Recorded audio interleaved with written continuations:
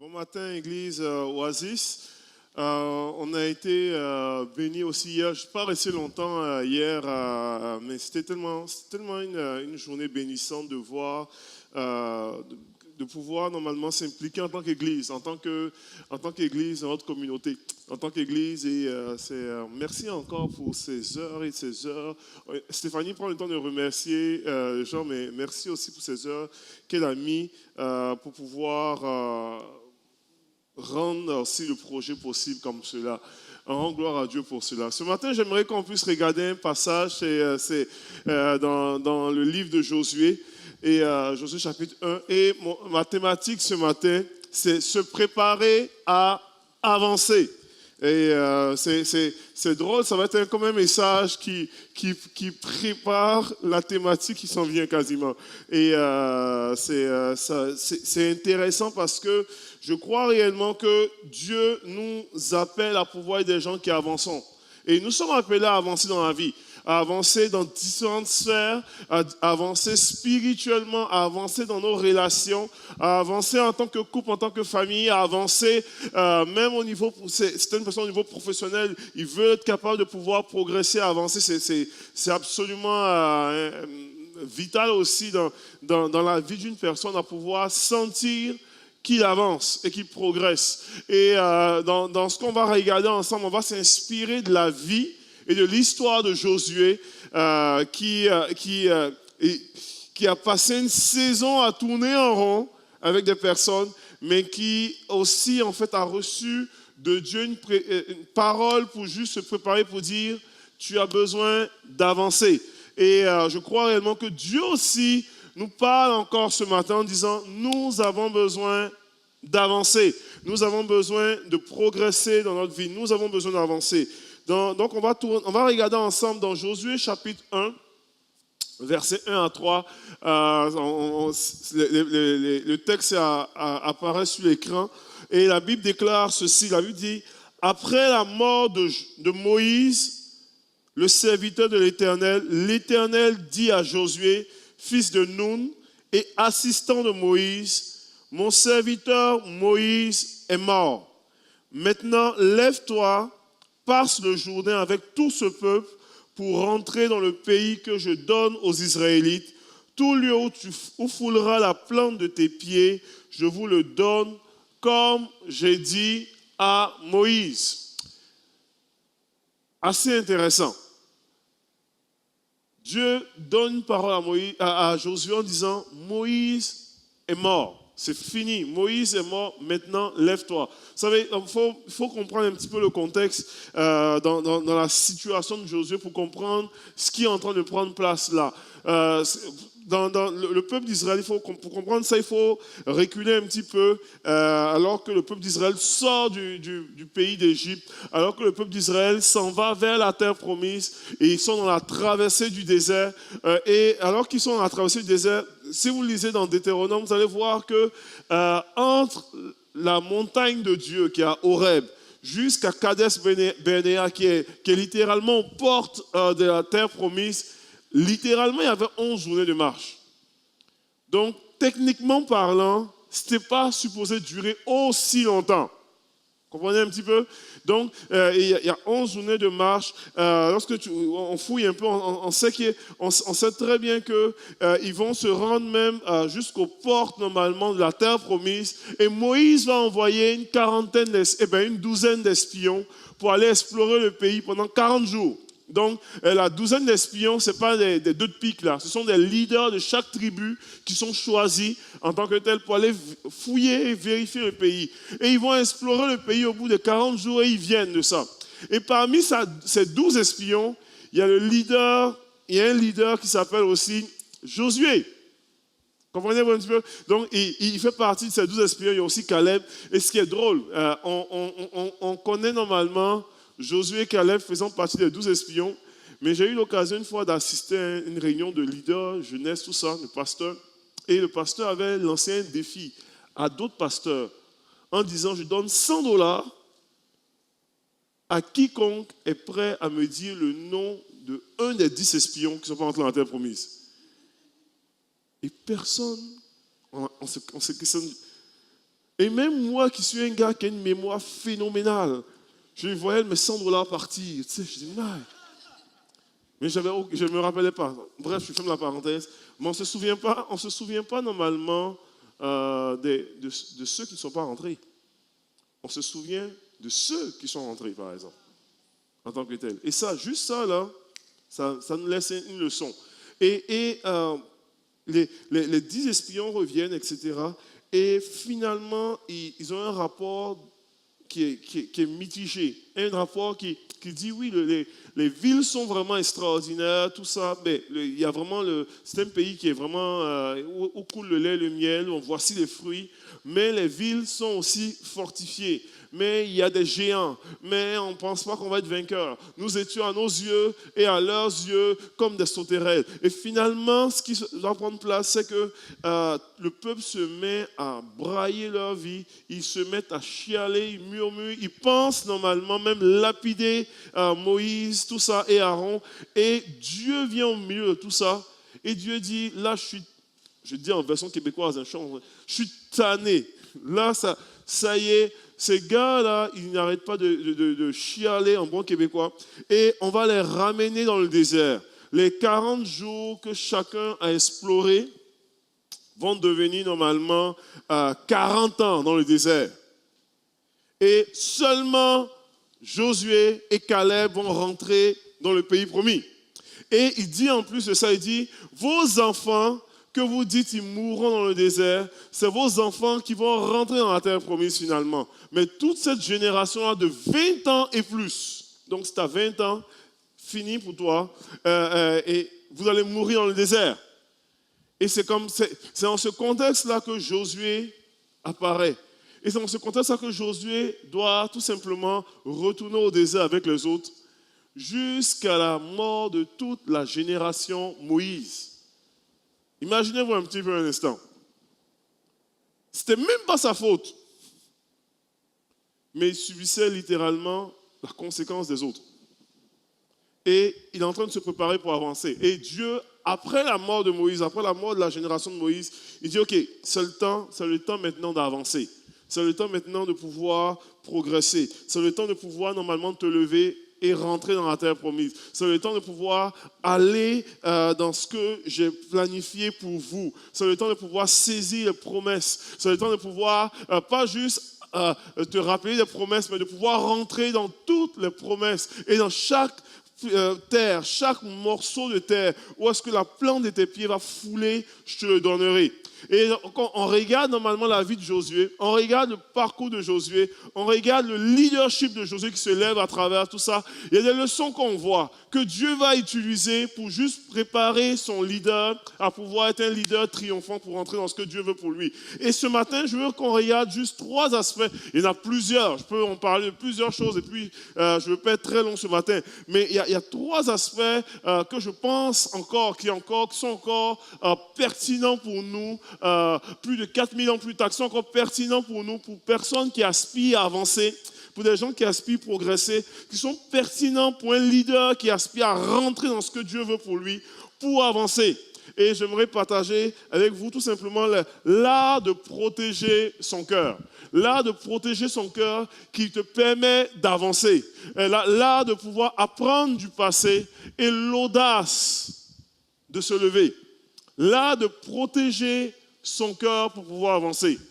Lorsque tu veux avancer dans ta vie, dans tous les aspects de ta vie, que ce soit spirituel, que ce soit professionnel, que ce soit financièrement, que ce soit dans ton couple, que ce soit dans tes relations, que ce soit dans la façon dont est-ce que tu traites les uns et les autres, tu as besoin d'apprendre à protéger aussi, là de pouvoir protéger son cœur. Mais protéger son cœur de quoi exactement?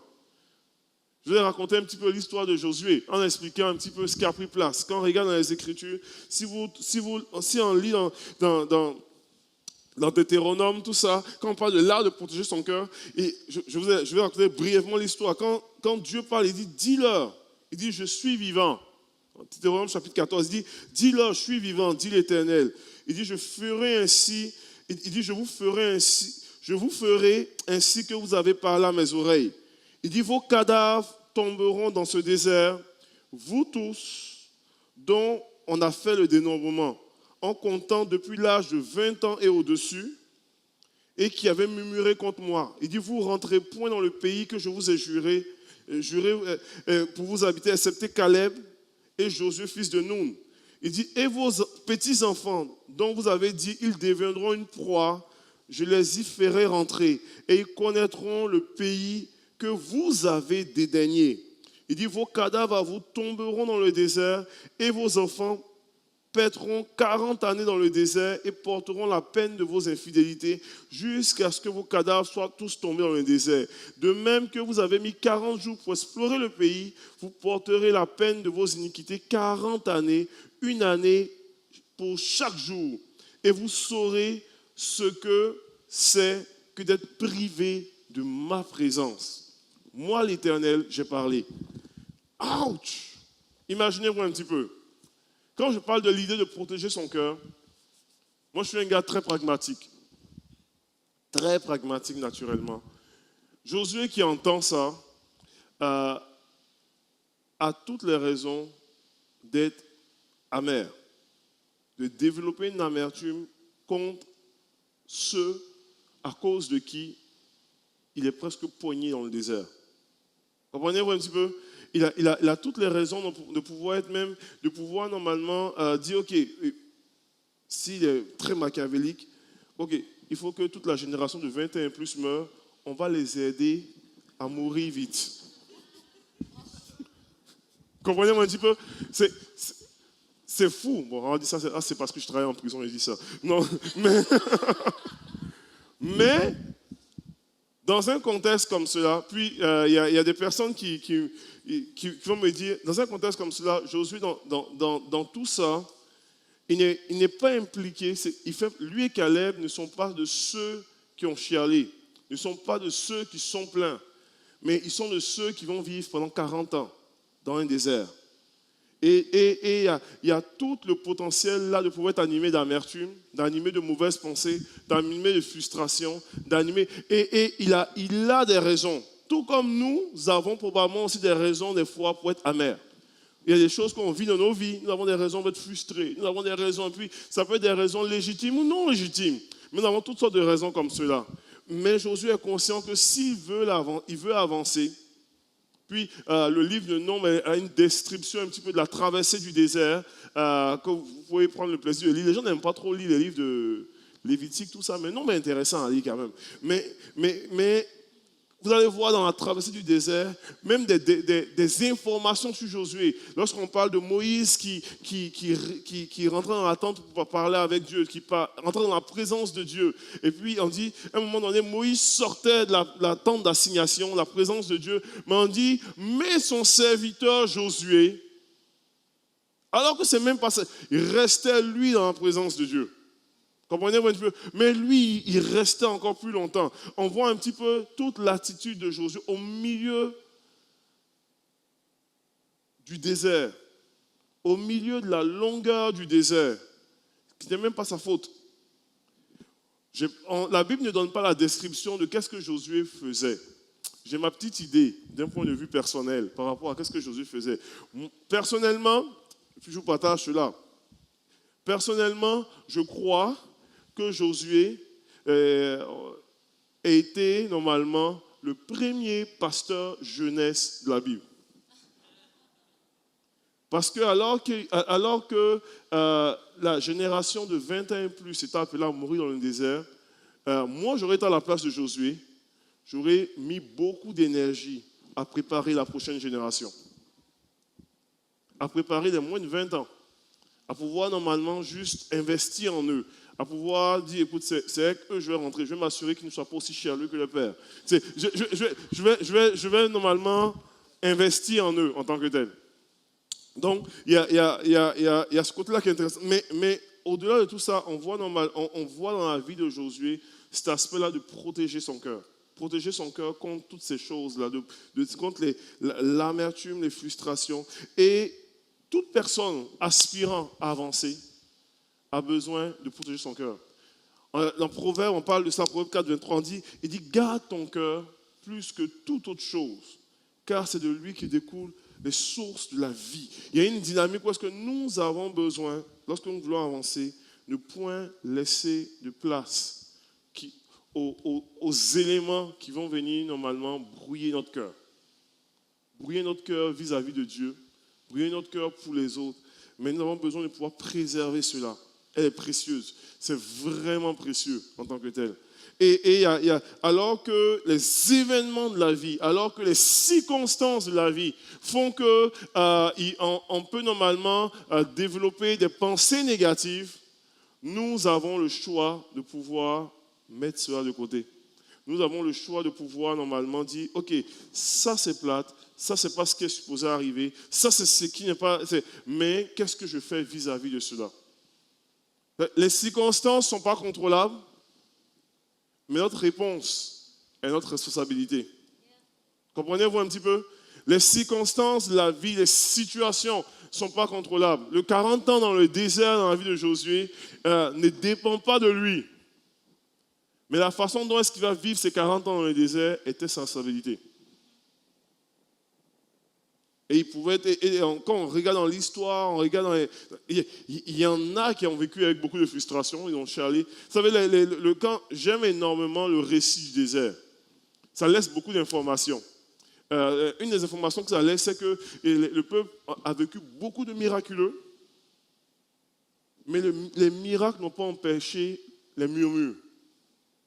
Comprenez-vous un petit peu? Ils ont vécu beaucoup de miraculeux, mais les premières murmures du peuple d'Israël, après la traversée de la mer Rouge, ont commencé après seulement 3 jours. Ils ont vécu un miracle extraordinaire, la mer divisée, tout ça. Mais 3 jours plus tard, ils pouvaient chialer. Ils ont commencé comme s'ils étaient un petit peu amnésiques. Mais il me semble que moi, quand tu traverses la mer Rouge, tu es supposé surfer pendant quelques semaines un peu. Quelques semaines. Mais 3 jours. Mais c'est pas, le problème n'était pas un problème de manque d'eau ou quoi. C'était avant tout un problème de cœur. Protection du cœur. Et ceux qui avancent protègent leur cœur. Savent protéger leur cœur contre les mauvaises pensées. Savent protéger leur cœur contre les flèches d'amertume, contre normalement les traits enflammés du malin. Savent dire, ok, non, ça là, ça va me détruire. Ça là n'apporte. Pose-toi la question, est-ce que ce que j'entends là apporte la vie? Et si ça n'apporte pas la vie, protège ton cœur. Parce que tu vas venir contaminer tes pensées, contaminer ton cœur, te rendre grognon. Et protège ton cœur. Et ceux qui avancent vivent cela. Vous savez, pour ceux qui vous savez, une des choses que j'ai réalisé, je fais beaucoup de rencontres individuelles dans un contexte de relations d'aide, en milieu carcéral, tout ça. Et les gens vivent de quoi? Les gens vivent des situations, il y a des histoires qui dépassent notre entendement, etc. Et il y a des histoires ça nous permet de comprendre les histoires. Écouter les histoires des gens te permet de comprendre un peu leur processus. Mais tout revient à un seul point, souvent. Les circonstances varient, l'état de cœur est vraiment le principal. La façon dont est-ce que la personne a dealé face aux circonstances et comment est-ce que son cœur a été affecté ou contaminé. Et en fonction de ton cœur, l'état de ton cœur va presque déterminer l'action qui en découle. Donc, l'état de ton cœur peut te faire reculer ou peut te faire avancer. L'état de ton cœur peut te faire triompher ou peut t'effondrer. D'où l'importance de pouvoir dire, Seigneur, je veux... David disait, il dit, sonde-moi, ô Dieu, et connais mon cœur. Éprouve-moi et connaître mes pensées. Regarde si je suis sur une mauvaise voie, conduis-moi sur la voie de l'éternité. C'est essentiel. Le deuxième aspect que je veux toucher par rapport à ça, on voit dans la vie de Josué l'art de protéger son cœur malgré les circonstances qui ne sont pas nécessairement favorables. Mais on peut voir dans la vie de Josué un autre aspect qui est intéressant. L'apprentissage du passé. Ça, on dit, quand on lit un petit peu le livre de Josué, on va voir que Josué va traverser le Jourdain. C'est intéressant. et il traverse le Jourdain comme Dieu le dit et il arrive vraiment officiellement dans la terre promise en traversant le Jourdain. C'est-à-dire qu'il arrive là où est-ce que techniquement il est supposé poser la plante de ses pieds et tout l'appartient. Et quand il arrive là, et il traverse avec l'arche de l'Alliance, tout ça bien entendu la présence de Dieu. Quand il arrive là, la chose qu'il va faire, il va normalement envoyer des espions. Mais il y a presque 40 ans, Moïse avait fait la même chose. Comprenez, mon Dieu? Ils avaient envoyé 12 espions de façon très protocolaire, un de chaque tribu. Choisissez-vous un représentant, un leader, etc. Tout ça qui monte. Et ils sont allés, puis on connaît l'histoire. On sait que finalement, c'est Josué et Caleb qui ont entré. Mais là, Josué, normalement, lui, cette fois-ci, il envoie des espions. Et dans Josué 2, verset 1, on dit, Josué, fils de Nun, fit partie secrètement de Sittim, pas 12, 2. 2 espions. Il dit, à 12 là, on a eu 2 bons. Cette fois-ci, on fait partie de 2. On va être sûr du coup. Il dit 2 espions là disant, allez explorer le pays et en particulier Jéricho. On se limite. Et là, tu lis, ça fait un petit sourire. Tu dis, oh là, ok. Il n'y a plus de tribus représentées, etc. Ou quoi.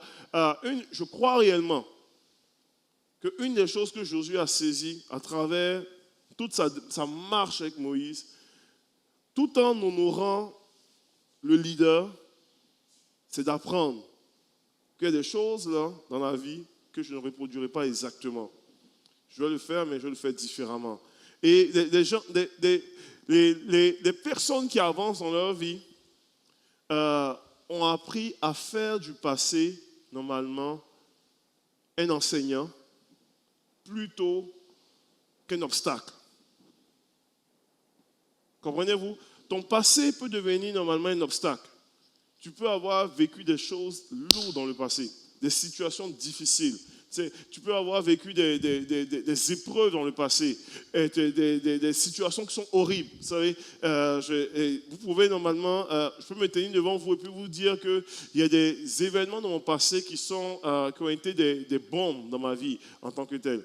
Tu peux normalement regarder ces événements-là et dire que ces événements-là vont paralyser ma vie, vont paralyser mon devenir, vont me paralyser dans ce que je suis, ont développé en moi toute forme de peur, vont paralyser dans certaines choses. Et aujourd'hui, je n'arrive pas à faire telle chose parce que c'est mon passé qui me poursuit. Et aujourd'hui, je me sens handicapé émotionnellement parce qu'il y a des éléments qui sont passés dans le passé. C'est possible ça, et je ne veux pas minimiser ça, comprenez-moi très bien ce matin. Il y a des éléments dans le passé qui sont extrêmement terribles, et je ne veux pas le minimiser. Mais en même temps, je crois aussi en la grâce de Dieu, en la puissance de Dieu qui brise les chaînes du passé. Je crois en la grâce de Dieu qui est capable de pouvoir prendre toutes circonstances, toutes les choses, toutes les blessures du passé, toutes les plaies, toutes les déchirures, tout ce qui vous a paralysé, tout ce qui normalement vous a ébranlé, tout ce qui était tout ce qui vous a fait mal, et prendre toutes ces choses-là pour en faire concourir pour ton bien. Je crois en la puissance de Dieu qui est capable de prendre les événements du passé et faire de ça normalement des leçons pour l'avenir.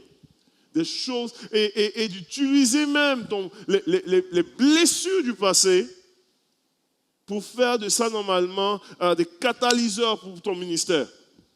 Des choses qui vont te propulser. Tellement de gens qui partagent, et puis ils vont partager, ils vont dire normalement dans le passé j'ai vécu des abus, et aujourd'hui c'est moi qui console ceux qui sont abusés.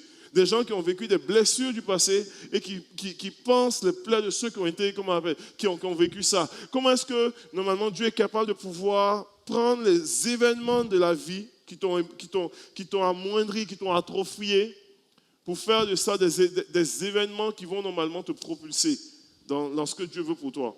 Et dans la vie de Josué, je crois réellement, et dans notre vie à nous, Dieu nous appelle à pouvoir avancer et à utiliser normalement les événements, certains événements du passé comme des leçons pour grandir, comme des leçons pour avancer. Même que ce soit nos belles expériences et nos moins belles expériences. Parce que toute chose concourt au bien de ceux qui aiment Dieu. Donc, toute chose, donc, il peut prendre n'importe quoi dans nos vies, pour pouvoir normalement l'utiliser pour notre gloire, de façon incroyable, de façon extraordinaire.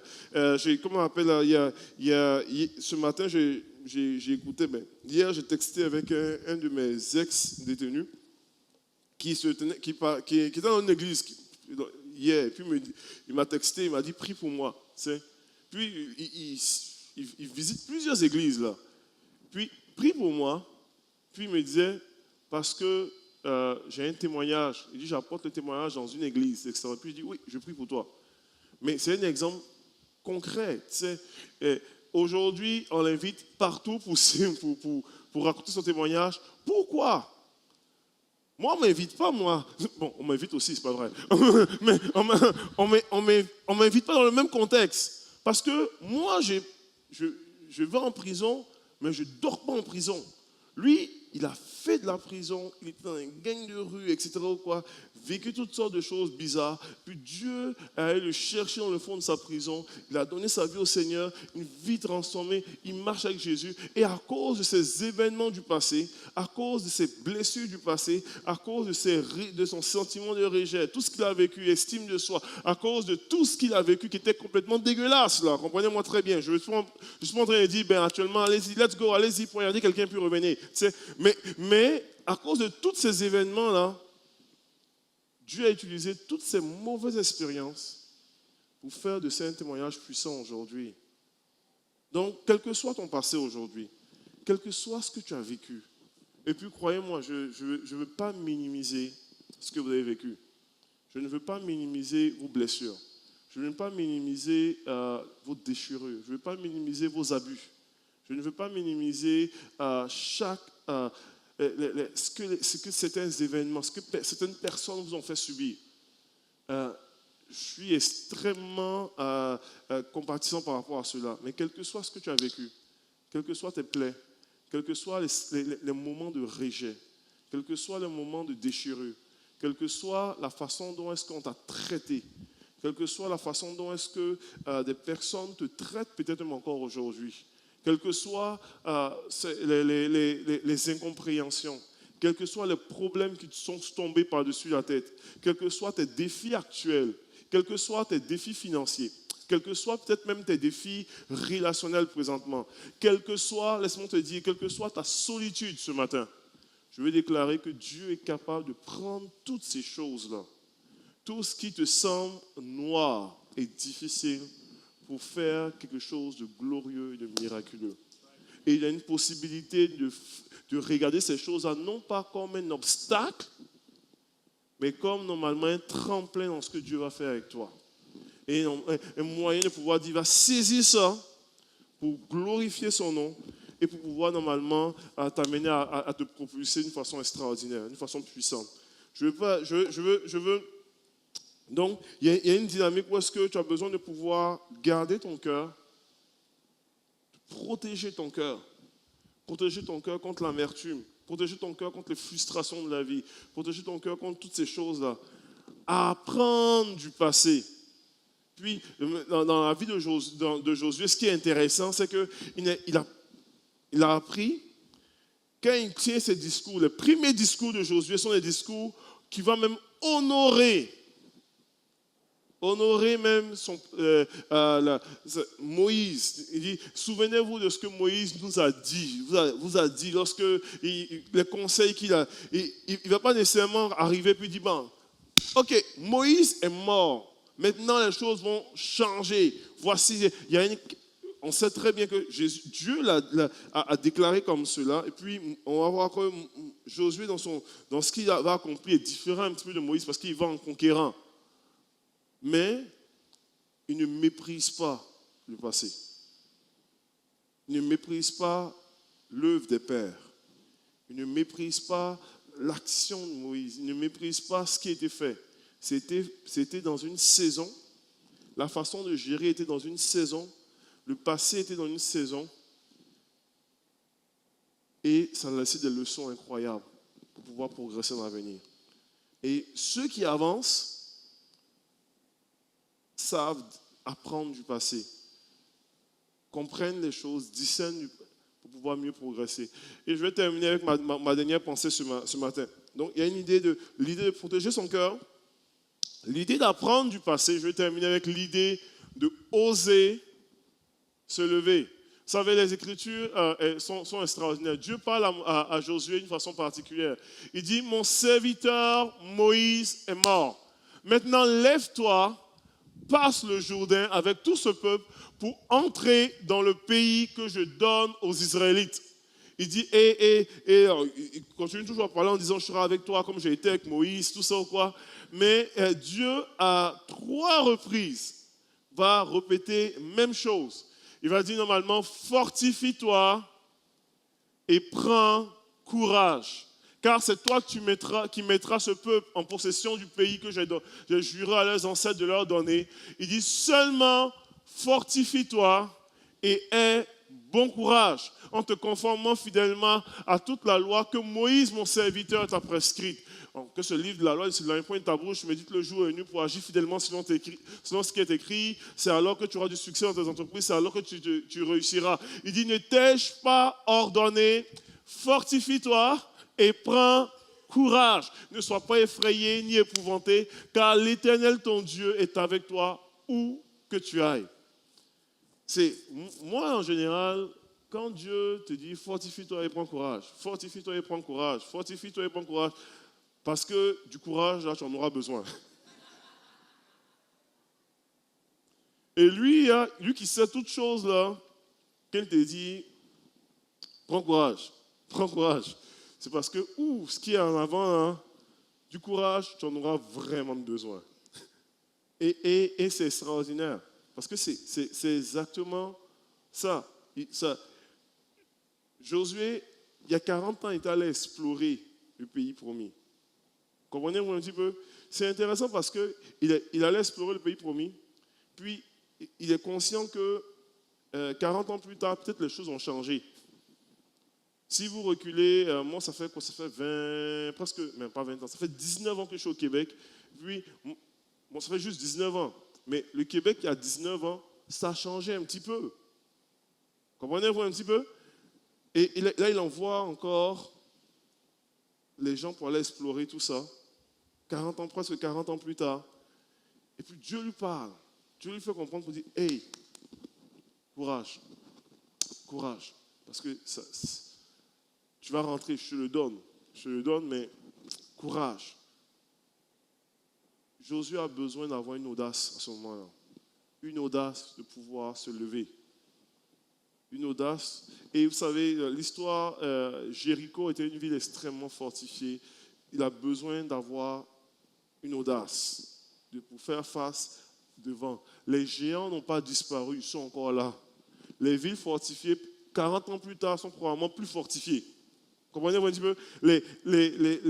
Les habitants ont développé d'autres techniques de guerre. Il a besoin de pouvoir normalement dire, eux, ils ont tourné en rond dans le désert. Comprenez-vous un petit peu? Donc, il a besoin d'avoir du courage. Il a besoin de pouvoir dire, ok, malgré les circonstances, malgré notre moment où on a tourné en rond à vivre les événements, malgré tout ça, malgré les situations, malgré que je rentre cette fois-ci avec une autre génération, une génération plus jeune, eux, ils n'ont pas connu l'Égypte, n'ont pas connu le travail de du labeur, ils n'ont pas été des gens habitués à faire des briques et de la paille, ils n'ont pas beaucoup d'expérience de guerre. Malgré toutes les circonstances, comprenez-vous un petit peu, si Dieu est avec moi, je vais avoir l'audace de me lever. Je vais avoir l'audace de me lever. Et ceux qui avancent dans leur vie, à un moment donné, que tu le veuilles ou non, tu as besoin d'avoir cette audace-là de te lever. De dire, Seigneur, je vais me lever. Alors que tu me dis, vas-y, je suis avec toi, je vais avoir le courage de pouvoir faire le pas en avant. Et ceux qui avancent dans toutes leurs situations, dans leur vie professionnelle comme spirituelle, ministérielle, relationnelle, ont besoin de cette dose-là. Le terme hébreu, c'est amart. Cette dose-là de courage Et c'est ce courage à dire, OK, on va. Je n'ai pas la garantie, mais ouf, je plonge. Je vais avancer. Je vais avancer. Et dans notre vie chrétienne, on appelle ça communément la foi. Nous avons besoin du courage. Nous avons besoin d'oser se lever. Nous voulons avancer, puis je vais vous parler de cœur à cœur ce matin, je vais terminer bientôt. Nous avons besoin d'avancer, nous avons besoin de pouvoir avancer dans notre vie personnelle, dans notre vie chrétienne, dans notre percée, dans notre relation avec Dieu. Nous avons besoin de ce courage-là, de dire, OK, je regarde les circonstances, je regarde les montagnes, je regarde les géants, je regarde les vallées, je regarde toutes les circonstances. J'entends l'écho. Oui, j'écoute. Je regarde les circonstances, je regarde tous ces événements, je regarde ma troupe, puis je dis, ma troupe manque d'expérience, mais je regarde tout ça, puis mais Seigneur, par ta grâce, je veux avoir du courage. Et ceux qui ont marqué leur génération, depuis même, on prend Abraham, que Dieu a dit, quitte ton pays, jusqu'aux actes des apôtres, et il y a eu normalement, à un moment donné, l'indice, l'élément de courage. Courage et lève-toi. Et vas-y. Je citerai puis Gédéon, alors que le peuple d'Israël est sous oppression des Madianites, Dieu normalement va l'appeler et il va dire, OK, viens, et puis par toi je vais te délivrer de Madian, etc. Et il réussit à drainer un groupe de personnes qui est quand même pas pire. Il a à peu près, il a normalement à peu près 32 000 soldats. C'est quand même beaucoup, tu sais, 32 000 soldats versus 130 000 de l'autre côté. Ça prend beaucoup de courage pour les 32 000 de se lever pour dire quand même on y va. Puis Dieu qui dit, il dit non, c'est trop ça. Parce que chacun va apporter la gloire, va dire normalement c'est ma main qui m'a délivré. Et finalement Dieu dit à Gédéon à ce moment-là, vous le lirez dans Juge chapitre 7, Dieu dit à Gédéon, il dit OK, que ceux qui ont peur rentrent chez eux. Puis la Bible déclare qu'à l'instant, il a déclaré que ceux qui ont peur rentrent chez eux, 22 000 personnes sont parties. Souvent, il dit ça en blague. Je dis, les 10 000 qui sont restés, s'ils n'avaient pas peur, quand ils ont vu les 22 000 partir, ils ont commencé à avoir un peu peur. Il y a comme une dynamique qui est comme, ça prend beaucoup de courage quand c'est 10 000, quand 130 000. Puis là, après ça, Dieu dit, non, c'est encore trop ça. Finalement, il envoie les gens au fleuve et puis il fait une distinction de personnes assez particulières. Et finalement, c'est 300 personnes qui sont choisies. Croyez-moi, les 300 personnes contre les 130 000 personnes, ils avaient besoin de beaucoup de courage. Ils avaient besoin d'être vaccinés au courage quasiment. Ils avaient besoin de courage. Puis Dieu dit non, levez-vous et allez-y. Ayez la foi, je combats pour vous.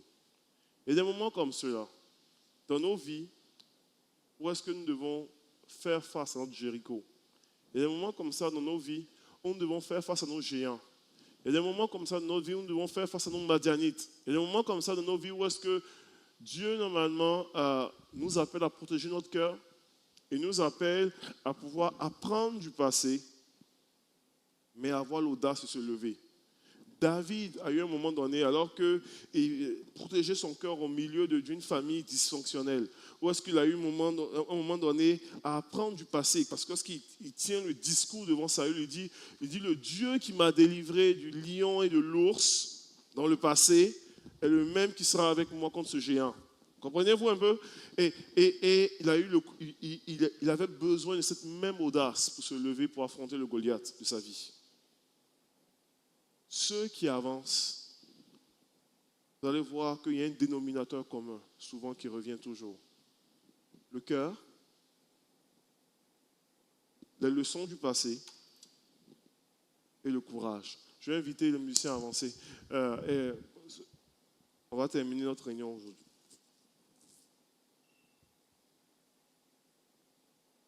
Le cœur, les leçons du passé et le courage. Le courage de pouvoir se lever. L'audace de pouvoir se lever, de pouvoir dire, ok, Seigneur, j'y vais. Ce n'est pas par ma force, ce n'est pas par mon intelligence, c'est par toi. Je dépends de toi. Je choisis de pouvoir avancer. Je choisis de pouvoir faire un pas.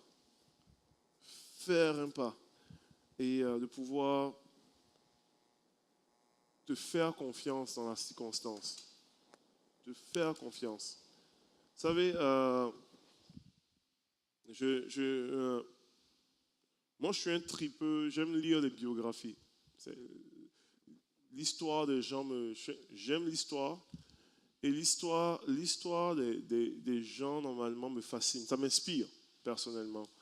Et il y a toutes...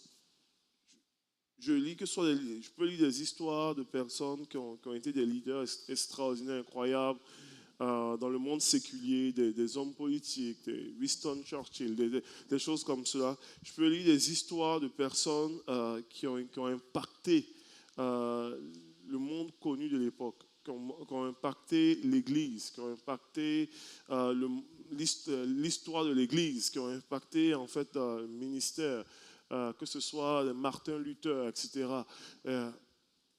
Et c'est encore drôle de voir encore ces mêmes éléments-là des fois ressortir. Ces mêmes éléments de courage, d'audace, de se lever pour leurs convictions, de préserver leur cœur, de pouvoir regarder. Et je crois réellement que dans plusieurs d'entre nous ici, nous sommes dans une saison, puis dans quelques semaines, le pasteur Joël va rentrer dans sa série sur Next Level. Je crois réellement que plusieurs d'entre nous ici, nous sommes dans une saison où est-ce que nous avons besoin d'avancer. Nous avons besoin de mettre un pied de l'avant. Il y a certaines personnes ici qui sont là, puis qui sont venus et ça fait plusieurs temps, ils regardent leur vie et sans faire de comparaison, ils ont l'impression de tourner en rond. Ils ont l'impression des fois d'être comme dans le désert, en attente de la mort de la génération Moïse, en attente de quelque chose qui doit tomber. Et il y a un appel de Dieu, il y a un écho du ciel qui t'interpelle ce matin, qui t'interpelle ce matin à te préparer à avancer, à te préparer à mettre tes pieds de l'avant, à te préparer à pouvoir normalement avancer dans différentes sphères de ta vie, à avancer spirituellement, à avancer professionnellement, à avancer dans tes relations, dans ta relation de couple, à avancer normalement, à avancer en tant que personne, dans ta maturité, à avancer ministériellement parlant, dans ton implication, à pouvoir normalement évoluer. Et où est-ce que Dieu, il y a un écho du ciel qui t'appelle à dire, hey, je t'appelle à pouvoir faire un pas en avant. Pas un pas de recul, mais un pas en avant. Et il y a un appel à pouvoir protéger ton cœur. Ne pas laisser rentrer l'amertume, ne pas laisser rentrer les frustrations de la vie, ne pas laisser rentrer les blessures, les choses qui auraient pu te blesser, avec raison peut-être. À ne pas laisser ça. Protéger ton cœur, à pouvoir normalement dire tout ce que j'ai vécu, les expériences belles ou mauvaises, je vais les utiliser comme des catalyseurs pour ce que Dieu m'appelle à devenir. Et à pouvoir dire, Seigneur, donne-moi le courage, l'audace de me lever, l'audace de répondre avec foi. Parce que les géants sont encore devant, les villes fortifiées sont encore devant, les montagnes sont encore devant, les vallées de la mort sont encore devant, les problèmes sont peut-être encore devant, des choses plus grandes que nature, plus grandes que toi sont encore devant. Mais ton Dieu te dit, je suis avec toi. Et ce matin, s'il y a un écho qui résonne dans ton cœur, il y a un désir pour dire, Seigneur, moi là, je veux J'ai un désir dans mon cœur. Je veux avancer. Je veux me préparer à avancer. Ce matin, j'aimerais qu'on puisse, il ne nous reste pas beaucoup de temps, mais prendre le temps qui nous reste, le peu de temps qui nous reste, pour dire, Seigneur, je veux me tenir devant toi et je veux sortir de mon banc en signe de foi pour dire, je vais oser me lever, je vais oser faire un pas en avant et je vais oser avancer physiquement. Mais alors que j'avance physiquement comme cela, je veux croire que spirituellement, je prends une décision de réellement avancer dans ma propre vie, de réellement avancer dans ma vie spirituelle, dans tous les aspects de ma vie. Je prends une décision parce que moi, je veux avancer dans ce que tu m'appelles à devenir. Je veux avancer encore plus. Et si c'est votre écho, si c'est votre désir ce matin, s'il y a un écho qui résonne favorablement dans ton cœur pour cela, qu'on puisse transformer la plateforme en avant en lieu de prière où est-ce qu'on s'approche devant Dieu. On décide, on dit Seigneur, moi je m'avance. Je m'avance physiquement, mais je le fais avec foi, je le fais prophétiquement sur ma vie au nom de Jésus-Christ. Alléluia.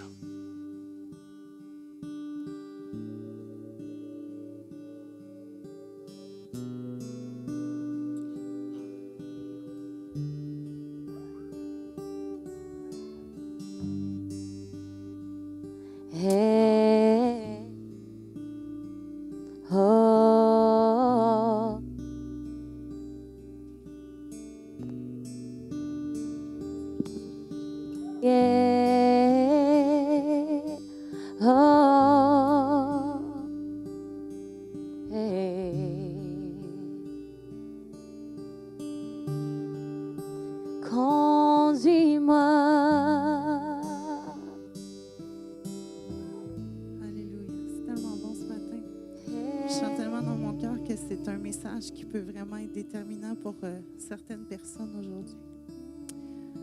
Le courage, c'est l'action du cœur. Puis pour prendre courage, c'est une histoire de cœur. Puis c'était tellement... Les 3 points que Désiré a apportés ce matin sont tellement reliés. C'est tellement un tout. Ce matin, durant la louange, on chantait le chant Hosanna, puis ça parlait de « Je veux aimer tel que toi ». Puis mon cœur se brisait devant Dieu parce que je me demandais, je mettais mon cœur devant Dieu puis je disais, est-ce que j'aime comme toi, Seigneur? Est-ce que j'aime comme toi? Puis le Seigneur m'a dit doucement, juste pense à la personne que tu as le plus de difficultés à aimer, la personne que tu aimes le moins. Bien, ça, c'est la mesure de ton amour. Ça, c'est la mesure de notre amour. Puis j'ai réalisé à quel point Dieu a encore du travail à faire dans mon cœur. Puis j'ai vraiment besoin qu'il transforme mon cœur pour que je puisse apprendre à aimer comme lui aime. Et souvent, ce qui fait qu'il y a des gens pour qui on a plus de difficultés à aimer, et c'est comme Désiré disait ce matin, ça découle des événements du passé, des choses qui n'ont pas été adressées. Donc, il faut regarder dans notre cœur, les yeux ouverts, puis voir la personne que j'ai de la difficulté à aimer. Peut-être que c'est légitime que j'ai de la difficulté à l'aimer parce qu'elle m'a blessé profondément, cette personne-là, ou parce que cette personne-là résonne des blessures profondes à l'intérieur de moi. Alors, je n'ai pas d'autre moyen que de mettre mon cœur devant Dieu pour lui demander de venir guérir en profondeur ce qui me retient. Parce que Jésus est mort sur la croix pour cette personne-là. Donc, je dois l'aimer comme j'aime Dieu. Parce que Dieu a pris sa place. Fait que j'aime Dieu autant que j'aime la personne que j'aime le moins. Je ne sais pas si vous me suivez, mais c'est une mesure concrète pour voir à quel point Dieu a encore du travail à faire dans nos cœurs. Dieu a encore du travail à faire dans nos vies, mais il veut le faire puis il nous aime. Puis il dit, je t'aime. C'est pas condamnant ce matin. C'est juste pour qu'on regarde nos cœurs, qu'on mette nos cœurs devant Dieu, que Dieu nous sonde, puis qu'on voit les zones où on a besoin de son amour, de sa grâce, de sa guérison, de sa délivrance. puis est abondante pour chacun d'entre nous. On a juste à ouvrir nos cœurs, puis prendre courage, puis dire, je ne laisserai plus les peurs des mauvaises expériences du passé m'empêcher d'ouvrir mon cœur de façon complètement vulnérable devant le Seigneur pour le laisser venir me guérir. Amen.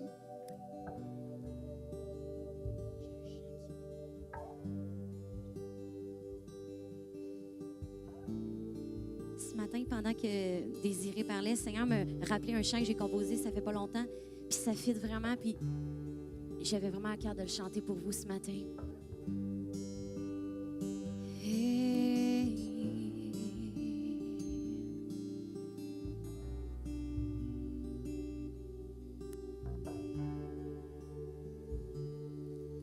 Sonde mon cœur et connais mes pensées. Regarde si je suis sur une mauvaise voie.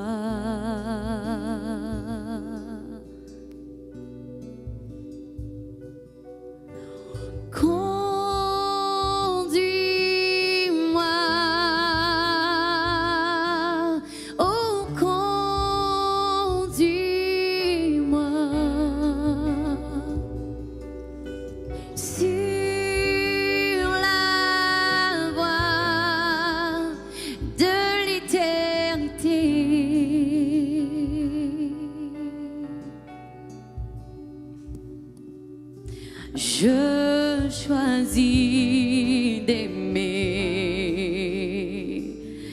et refuse d'être offensé. Et je choisis la paix comme un trésor de valeur. Et chantons, conduis-moi.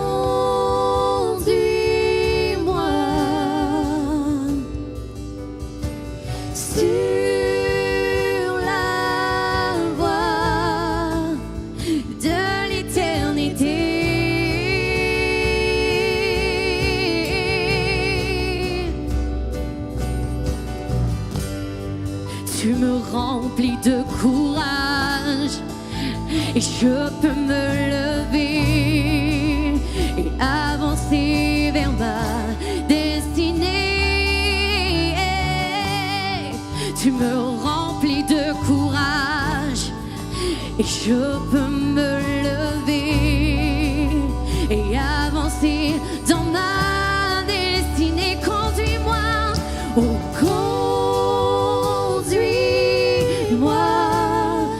conduis-nous, Seigneur, oh conduis-moi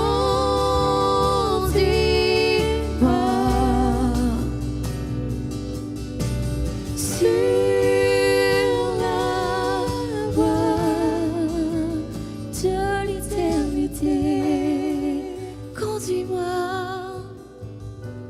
Dernière fois.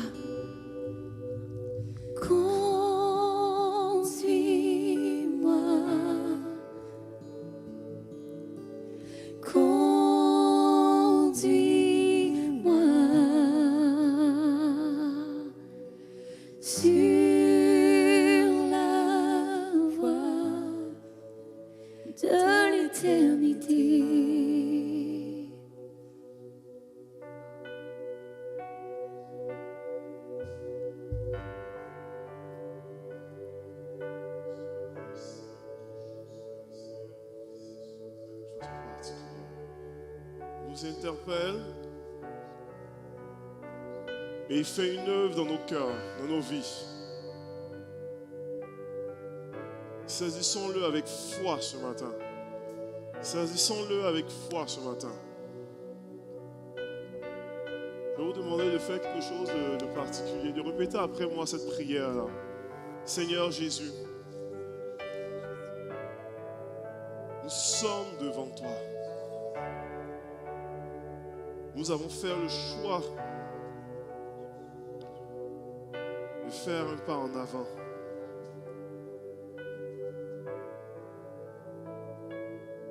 Nos yeux sont sur toi.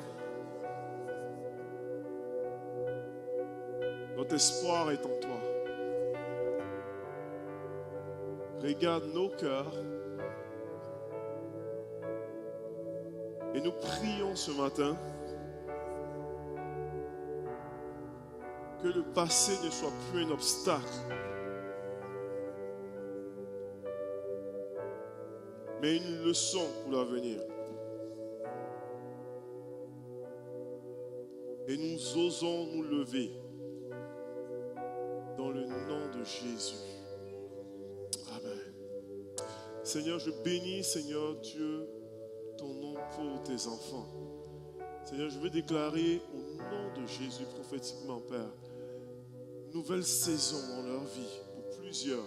Seigneur, des nouvelles saisons, Seigneur Dieu. Des moments de puissance, des moments de percée, des moments de gloire, des moments, Seigneur Dieu, où est-ce qu'ils rentrent dans ce que tu veux pour leur vie.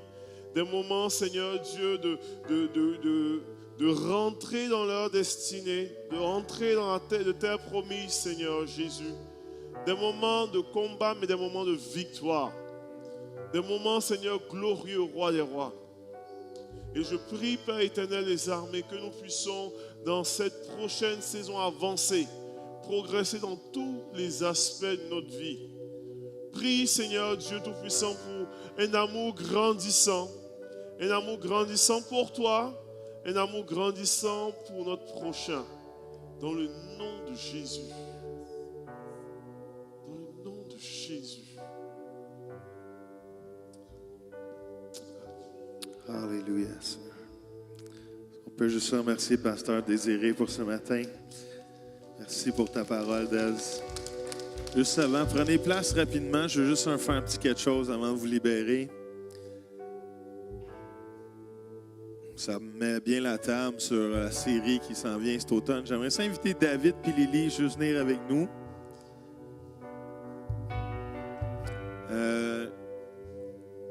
Je ne fais pas ça avec tout le monde qui joint l'Église Oasis, mais je vais vous présenter quand même comme il faut David et Lily. Parce que s'il y a deux personnes qui ont pris courage dans les dernières semaines, c'est David et Lily, de joindre l'Église Oasis, de quitter Québec, de quitter leur famille, de quitter l'endroit qui était depuis je ne sais pas combien d'années, plusieurs années. Combien de temps vous étiez à Québec? 9 ans pour Lily, David. 22 ans, ouais, c'est plus longtemps que je pensais. 22 ans et après une conversation, on a eu à cœur de joindre nos forces. Dieu est en train de faire les belles choses au travail de David et Lily. Et ils ont pris le courage de changer d'emploi. David a été transféré dans un bureau qui ressemble au sien, mais à Montréal, il a été accepté. Et Lily est en arrêt de travail de maternité pour l'instant. Et on va voir où le Seigneur l'a conduit. Mais je veux les accueillir parce que David et Lily ne sont pas venus ici juste pour être assis et regarder les prédications passées à chaque dimanche matin, mais ils veulent vraiment s'investir. Et on a un appel fort sur leur vie et on les accueille de cette façon-là. On va voir où que le Seigneur nous amène à travers ce travail d'équipe. Mais on voulait juste accélérer leur processus d'arrivée, right? Parce qu'ils n'ont pas eu le temps de visiter l'Église 6 mois de temps avant de se décider s'ils voulaient joindre Oasis. Le Seigneur leur a parlé et on veut honorer votre courage. Puis, est-ce qu'on pourrait juste se lever debout? Dès, je veux te réinviter pour prier pour eux, right? Et je ne sais pas si tu peux prendre l'autre micro. Prends le mien, c'est correct. Et on veut juste les accueillir, les honorer avec petit papoute et...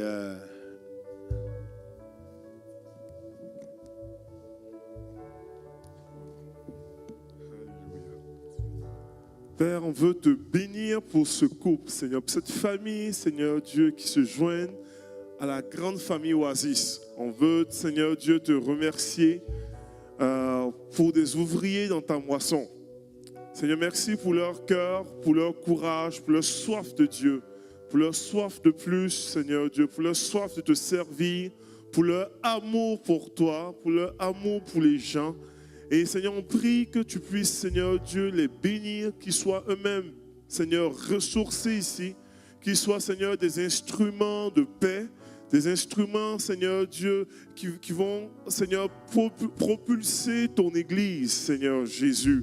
Seigneur, merci pour les dons, Seigneur, pour les grâces, pour ce qu'ils portent en eux, Seigneur Jésus. Et Seigneur, merci parce que tu les utiliseras pour l'édification du corps du Christ. Les utiliseras, Seigneur, pour être des instruments, Seigneur, des porteurs de ta gloire, Seigneur Jésus, des porteurs de vie, Seigneur Jésus. Merci de les bénir, Seigneur Dieu, et qu'ensemble, nous puissions être, Seigneur, des sources de bénédiction, qu'on soit encouragés et édifiés mutuellement, pour la gloire de ton nom, dans le nom de Jésus-Christ. Amen.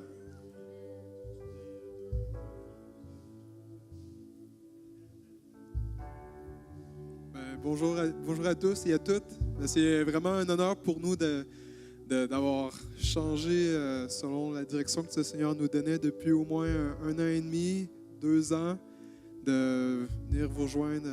Ce que nous voulons, c'était une famille qui poursuivait la présence de Dieu, mais qui cherchait à laisser un héritage aussi à nos enfants, aux enfants de nos petits-enfants, puis aux petits-enfants de nos grands-enfants, pour que justement la gloire de Dieu continue à se passer de génération en génération dans notre province, dans les nations. Donc, c'est vraiment un honneur d'être parmi vous. Vous êtes des géants de foi, des amoureux de Dieu, puis on voulait vraiment être avec vous pour les prochaines années, tout le temps que le Seigneur nous donnera. Merci.